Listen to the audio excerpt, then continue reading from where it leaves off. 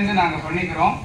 நீங்கள் எல்லாரும் உங்க குலதெய்வத்தையும் உங்களுடைய நட்சத்திரம், உங்கள் குலதெய்வத்தினுடைய உங்களுடைய அம்மா அப்பா, உங்களுடைய ராசி, உங்களுடைய குழந்தைங்க, மனைவியினுடைய எல்லாரும் யார் யாருக்கு தெரியுமோ ராசி, தெரியலைன்னா ஜென்ம நட்சத்திரம் இருக்கணும். தெரியாத நட்சத்திரத்துக்கு பேரு ஜென்ம நட்சத்திரம். நான் மொத்தத்துக்கு எல்லா நட்சத்திரத்தையும் சொல்லிடுவேன்.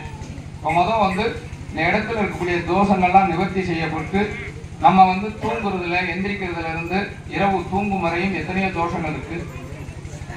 அந்த தோஷம்லாம் நிவர்த்தி செய்யறதுக்காக 7 ஜென்மங்கள்ல செஞ்ச பாவங்கள்லாம் நிவர்த்தி செய்யறதுக்காக இப்ப நான் சங்கல்பம் சொல்ல போறேன். இந்த மந்திரங்களை நீங்களும் சேர்ந்து சொல்லணும். சரியா?